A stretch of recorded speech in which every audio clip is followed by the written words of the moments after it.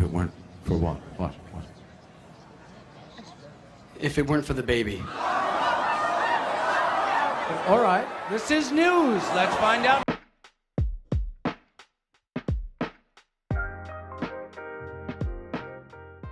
Hi, I feel like a human again, so I'm making another video. I need to give a big fat disclaimer before I start this video for a number of reasons. So I initially thought I would make this video 2 months ago. 2 months ago when the Hunger Games movies were on Netflix. I literally rewatched them all the way through. I came up with a list of crimes to rank.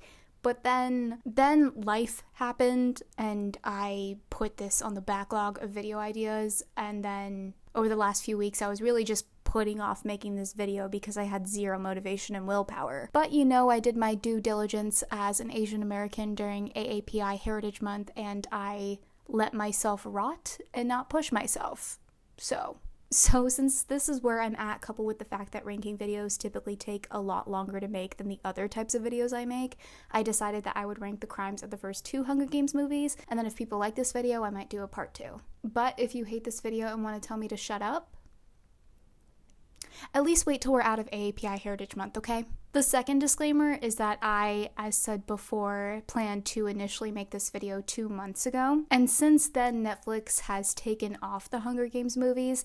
And no, I did not drop money on renting and buying the movies again to rewatch them again. So we're going to be relying on my memory. I mean, I definitely looked up some of the scenes and watched them again, but this might be an unhinged video. And the last point, no, I did not reread the books. I have read the books, but I did not reread them for this video. If you are upset about that, look, did you want this video this year or not? I will be talking about the movies, so if you're looking for a comparison between the movies and the books, you won't find that here, and this may not be the right video for you. Regardless, don't take this video too seriously. This is just a fun, subjective ranking video. So for the tiers at the top, I have Okay Girl Boss, and this is for the slays and the big brain moments. Next is Goofy, ? Which is for like anything random or anything that made me laugh. The third tier is Ugh, which is self-explanatory. If you don't know what that means, I don't know what to tell you. And then for the last year, we're bringing it all the way back to Oh Nar. So the first crime of the first Hunger Games movie is one of Katniss's first lines, if not her first line. So Katniss's little sister Prim has this cat named Buttercup, and Katniss and Buttercup hate each other. And so in the very beginning of the movie, Katniss looks at Buttercup and goes, "I'll cook you." She says, "I'll cook you," because she's truly not like the other girls. Somebody call PETA. Listen, their relationship is a journey, but that made me laugh. Next crime, but not really a crime, is the Mockingjay pin that Katniss gets for free when she goes to the marketplace to get some buttons. Truly changed lives. Now, I know some people may think that I'm going to put this in the top tier because it's so iconic. However, I can't let you all know my next move. All I can think about when I see the Mockingjay pin now is when everyone on Twitter went crazy over Lady Gaga's outfit at the inauguration for Joe Biden because everyone thought that she was wearing her own Mockingjay pin and was making a Hunger Games reference. Like, everyone was like, "Oh my god, this is so big brain. What a serve. This is exactly what we needed today." Until Lady Gaga went on Twitter and was like, "This is a dove carrying an olive branch, guys." And everyone was like, oh. So for that impact, I'm putting it in Goofy, ? The next crime is the Capitol's ad for the Hunger Games at the Reaping, which was essentially like, we're making 12 to 18-year-olds kill each other for unity. And don't protest the Capitol, besties. I call that gaslight core, and that's going in ugh. Next is when Effie pulls out Prim's name and says her name, because if there's one thing I remember from the movie 10 years later, it's the exact tone and inflection of Elizabeth Banks. She said, "Primrose Effie." My friends would like imitate Effie to each other, and I don't know if that was just us. It may have been just us, so I'm just gonna put it under Goofy. Okay, so the next crime I have bulleted is Catnip sacrifices herself. What was I on? I think what I mean is that she volunteered herself when Prim was picked. This scene was so sad and really well done by Jennifer Lawrence. This is not going to be the last time that I hype up Jennifer Lawrence's performance in these films. We will not tolerate slandering her acting chops on this channel. This is just an oh nor. Like, it needed to be done, I guess, but it's still an oh nor. And then I have the soundtrack listed, which is going to go under the top tier. The score? Eats. Eyes Open, Safe and Sound. I mean, I don't think this was in the first 2 films, but they had Lorde on the soundtrack of these films. I mean, it's no Twilight, which is obviously the greatest movie soundtrack of all time. I'm looking at you, Jesse, from Pitch Perfect. But it's iconic, so it's gonna go under the top tier. So Katniss and PETA have been picked at the Reaping, and then they're on this train thingy. They're on a train, and each district gets a mentor that has won the games previously, but the only previous winner from District 12 is this guy named Haymitch, so he is their mentor. And the next crime is when he puts his bare-ass foot on PETA. He comes in, he says congrats to them, and then he goes straight for a drink. And then when PETA tries to get his drink from him, he puts his bare foot on PETA's chest. For free. Jokes aside, PETA is stronger than me because I would have been so disgusted, so it's gonna go under the third tier. The next crime is the next train scene, I think, or this is just the next train interaction that follows. Katniss is fed up. She is done with Haymitch's bullshit and his lack of help because he's essentially like, I've been traumatized, y'all stay safe though. When Haymitch asks to pass the marmalade, Katniss sticks a knife in the table, and then Effie goes, that is mahogany. Also something my friends imitated to each other. Again, may have been just us. What can I say? We weren't like the other girls. Next is just the fashion and style at the Capitol. This is just an ugh for me because I feel like the Met Gala is starting to resemble it a little too much. Like, I'm scared. The year that the theme was camp was like 2019, I think, and that was the first time I was like, oh my god, this is getting a little too real. So it's going under the third tier. On that note, we're going to put Seneca Crane's hair in that same category. This is a deterrent to any person with at least half a brain cell, and no, I will not be elaborating. We also just need to rank Stanley Tucci as iconic. He plays Caesar, who's the host of the Hunger Games, and he's very much giving out-of-touch late-night host, man with a podcast vibes. Every time I see Stanley Tucci in a movie, I'm like, that's Stanley Tucci, and I feel like that shows his range, so he's gotta go in the top tier. So at this point, all the tributes are in this big training room, and the goal of the tributes is to get people to like them because that's what's gonna help them in the Hunger Games. So for training, they want to rank as high as possible to increase the likelihood of sponsorships, which will help them in the Hunger Games. So Katniss takes the bow and arrow because that's what this girl boss is best at girl bossing with, and she shoots the arrow through the apple of the pig that the judges are eating because they're not paying attention. And then she gives a bow, which if you know the hype around the bow. Let me tell you, I wanted to be her. Like in my middle school PE class, we had an archery unit, and girl, I was channeling the biggest, not like the other girls' energy I possibly could. Anytime I hit a target, I was like, an undeniable slay. So there's this character named Cinna, and he's like Katniss's stylist, if you will, and he makes her this very cool look where her dress is on fire, which gives her the nickname the Girl on Fire. Now, tell me why for the last 10 years I thought This Girl is on Fire by Alicia Keys was part of the Hunger Games soundtrack for this reason. It's not. It's literally not. It's literally just an Alicia Keys song that came out the exact same year this movie came out, coincidentally. So for my sheer clownery, I'm putting this under goofy ? The next crime is PETA saying that he has a crush on Katniss to Caesar, and honestly, I thought of putting this lower. Like, I know people say that PETA in the movies is less useful, but he came up with the star-crossed lovers of District 12 thing, which literally helped keep him and Katniss alive. All I'm saying is, I'm not that smart, so we're putting this in okay, girl boss. I'm gonna be real right now. The next bullet I have is just bread. I'm trying to figure out what my past self meant. Is this like a pun on PETA's name? Like pita bread? Oh, it's the bread scene. The scene that's like 15 seconds where they show PETA had burnt the bread to give to Katniss. Ugh, I wish they showed more of the scene and gave it greater significance in the movie. In the books, I will be talking about the movies, so if you're looking for a comparison between the movies and the books, you won't find that here, and this may not be the right video for you. In the books, this happens when they're like young kids, I think. PETA knows that his mother will get mad at him, but he burns the bread anyway to give to Katniss. I wish they could have made that point clearer, that like him helping Katniss is a reason why Katniss trusts him so much. I like how I said I would make no comparisons to the books, but at least you know I'm not a fraud. I personally want to put this under ugh because I wish this could have been more important and less out of context. So at this point, the Hunger Games have started, and Katniss manages to separate herself from the other tributes. So the next crime is when Seneca Crane triggers a forest fire to get Katniss to go to the other tributes. This is going under Nor, and we don't need an explanation, I feel. And then the next crime is when Katniss is up in the tree with the tracker jackers, and she's cutting the branch that the nest is on and drops it on the other tributes, killing Glimmer. This is going under Oh Nor, simply because this had me on the edge of my seat in the movie theater. Like, I was sweating. It was like stressful to read and watch. Next is the iconic whistle.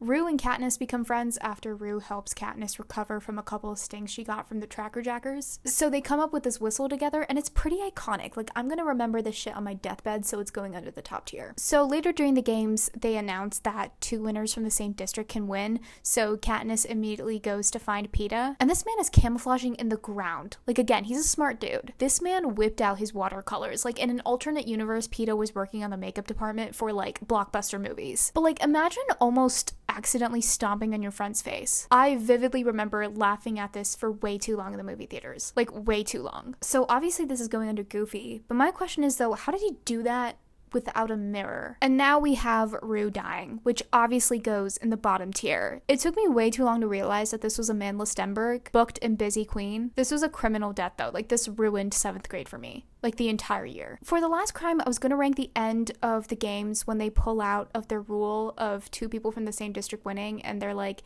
actually one of you has to die. So Katniss and Peeta are about to take the poisonous berries together, and then they're like, wait, JK, you both win. But I kind of just want to rank the ship of Peeta and Katniss, because Hunger Games fans were too chicken. Everyone was too uncomfortable and tried to make it Everlark. No, it's Penis. Penis, you will always be famous. Now we're on to the second Hunger Games film, Catching Fire. The worst of the books, weirdly the best of the movies. So the film starts and Katniss is hunting with Gale. Ugh. I didn't mention Gale when talking about the first film because he wasn't in it that much, but besties, I'm not a Gale girly. If you're a Gale girly, I'm about to piss you off. So the first crime is when they kiss in the beginning of the movie, and I'm just putting that under ugh. The chemistry just isn't the same. Also, denial is a river in Egypt, Katniss. She was like, it was all just an act.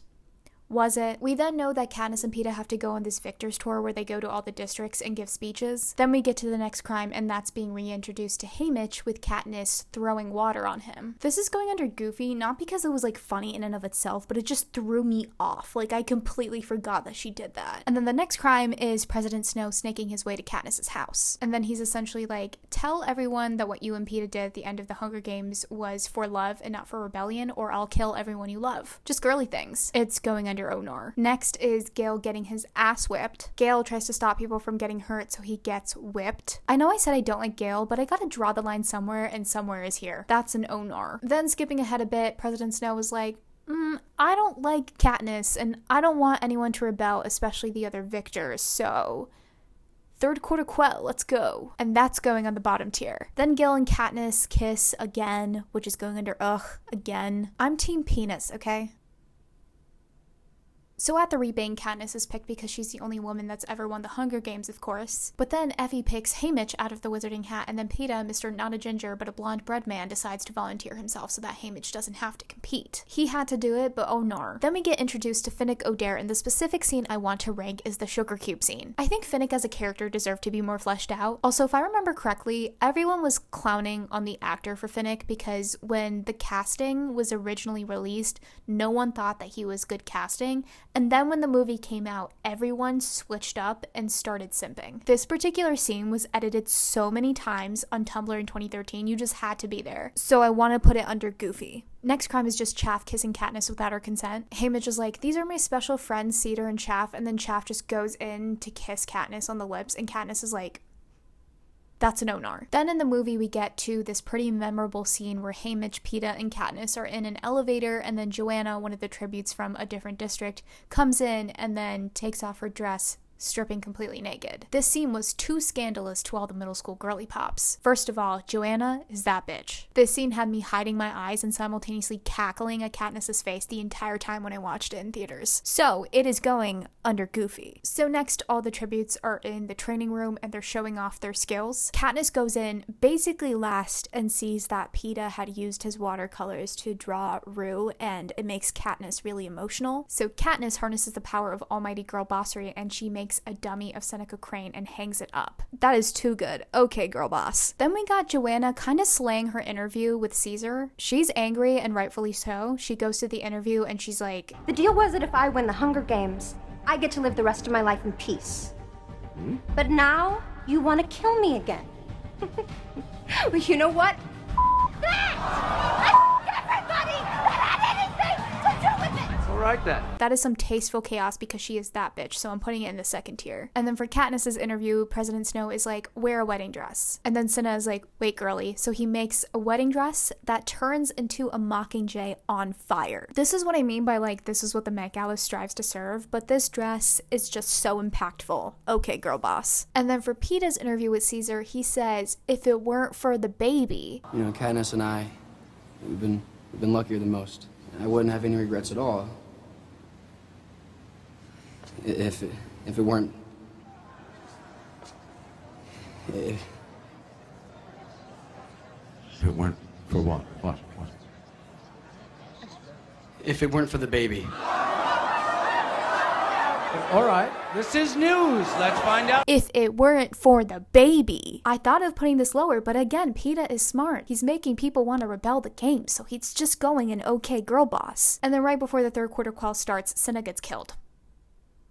That was criminal. Katniss gets into the elevator tube that's going to take her to the arena, and then she watches Senna get killed right before she has to be in the games. That is going in the bottom tier for sure, but the next part of this that I want to rank is Jennifer Lawrence's acting and the scene that follows, because oh my god, that was Oscar winner Jennifer Lawrence right there. That is going on the top tier. Her acting in the scene where the game starts is just so good. And then honestly, the next thing I wanted to rank was just literally everything they threw at the tributes. The poisonous gas, the demonic monkeys, the screaming birds, etc. The games were on X Games mode. Also, the fact that the arena was a clock that gives a new threat every hour in that specific zone. And then when they figure it out, the host being like, what if we spin the arena? So then the tributes are like, you spin me right round, baby, right round. All on the bottom tier. There's also this moment between PETA and Katniss I want to rank, where PETA is telling Katniss that she has people in her life that really need her, and he doesn't really have that, and then Katniss tells him, I need you. And I just want to rank that at the top, because how could you possibly be Team Gale? And then after this, I'm going to do a lot of explaining for a second here. BD, one of the tributes in the group with Katniss, PETA, Joanna, etc., suggests luring the others to the wet beach and electrocuting them, taking advantage of the lightning that strikes. The group separates to prepare their plan, and then the other tributes come out and Joanna stuns Katniss, cuts the tracker out of her arm, and escapes.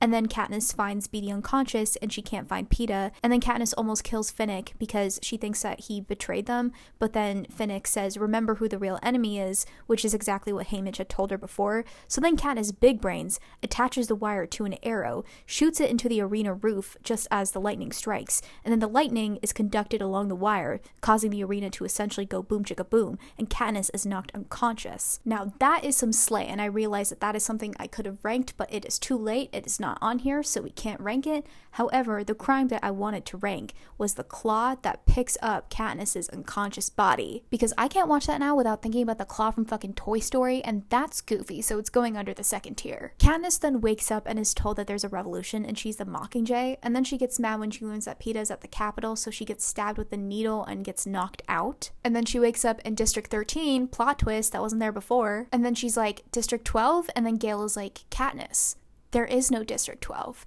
And then the movie ends. Gagged. Cinema. The best Hunger Games film. That line is so iconic and deserves to go under okay girl boss. And that's the ranking of the crimes of the first two Hunger Games films. Peak cinema, peak YA dystopian adaptation. Oscar winner Jennifer Lawrence is giving us everything. I really hope that you liked this video, and if you did, give it a thumbs up, comment if you want a part 2, or if there's anything you think I missed, and subscribe to this channel if you haven't already.